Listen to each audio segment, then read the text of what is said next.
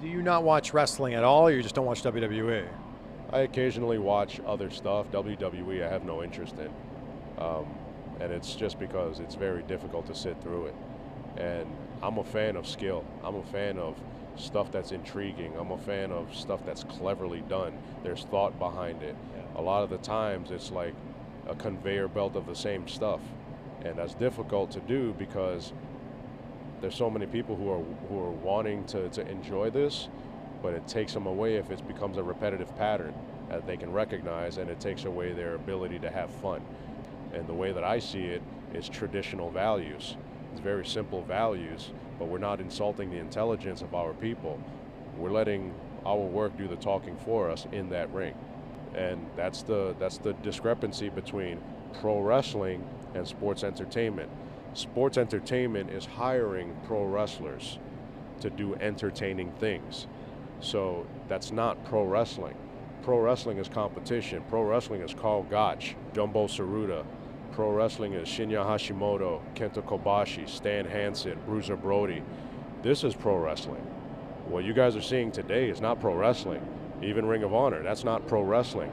These are guys of a lower experience level trying to be entertaining. That's not pro wrestling. Pro wrestling is competition. So that's the reason why there's a distinction between legendary pro wrestlers and then entertainers. Like, how much creative control do you have? I've been given a lot of creative freedom, but I take it with respect that I'm working with other people here. And there is a direction that has been developed, and in order for it to be executed and delivered, there's certain things that need to be done. My experience allows me to see all of that in advance, but I rarely talk anyway. I'm just listening because I'm listening to learn about what's going on and how to put everything together. And I think because of that, we have a good chemistry here in MLW. I've said this in other interviews. Most places that you go to, the people in charge should not be in charge. They're not leaders. They want to be bosses, fine. You can recognize a boss. A leader, on the other hand, knows what he's doing.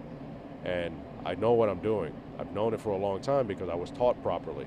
And it has nothing to do with me. I just put in that effort to keep it going. My teachers are responsible for that. But I recognize those things in advance, like, all right, I see where this is going. Let me try to do the best with it that I can, and that's what I tried to do.